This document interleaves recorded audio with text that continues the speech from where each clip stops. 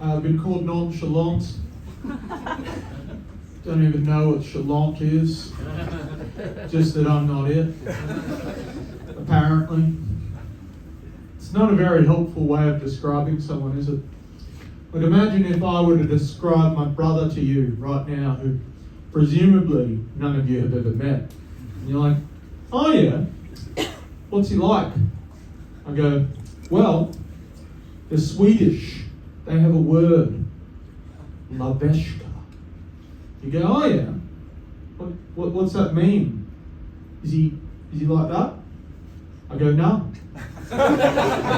Complete opposite. If anything, I'd say he's non-laveshka.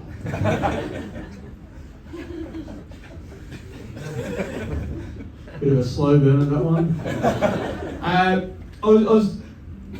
was doing a gig the other day, and I brought a friend with me, and it didn't do too well. And then afterwards, there was this awkward silence hanging over us for the train journey home. And she asked, like eventually, I'm kind of like, oh, so how did I do?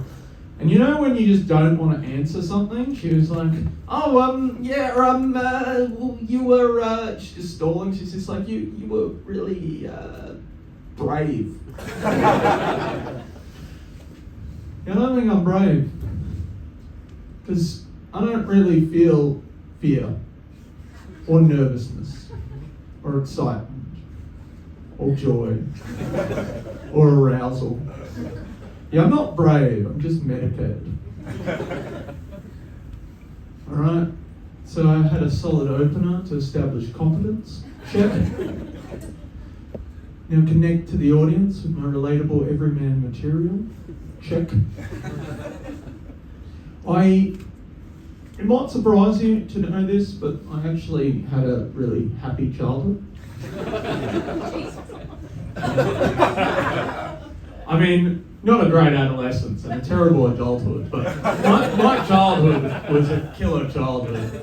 I'll tell you a bit about my childhood. I'm the youngest of three, and I was my mum's favourite. I'm a bit of a mummy's boy, and growing up, my mum, she used to give me a big hug. She used to kiss me on the cheek. She used to say, "You're such a sweet boy, Timmy.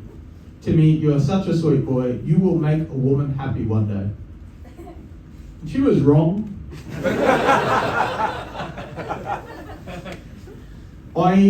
I got dumped like 2 years ago. It's fine. I'm over it.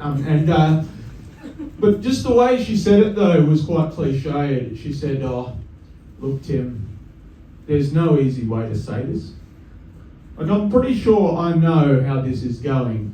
It's not like she's going to be like, oh, look, Tim, there's no easy way to say this, but here goes.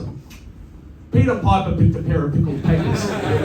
Oh, that wasn't too hard. Oh, by the way, your jokes are funny, the orgasms are real, and comedy is a realistic career path. But I'm back out there. I'm back out dating. I had to fill out a dating profile, had to highlight my qualities, and was like, well, let's see, clinically depressed, alcoholic, unemployed, hypochondriac, open mic, stand-up comedian, with erectile dysfunction, 6'3", women like tall guys.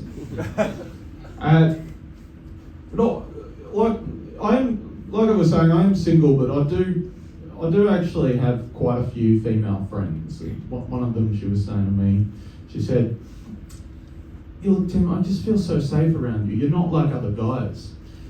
I really appreciate that you don't try to hit on me." I thought, oh, that's really nice.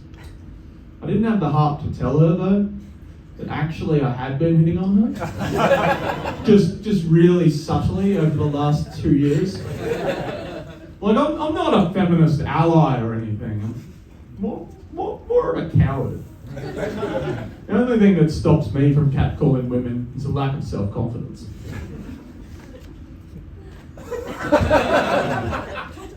But I do have some friends slightly older than me, and they're in committed relationships, and they say to me things like, "Tim, you don't know how lucky you are. These are the best years of your life, mate. I wish I was young and single like you."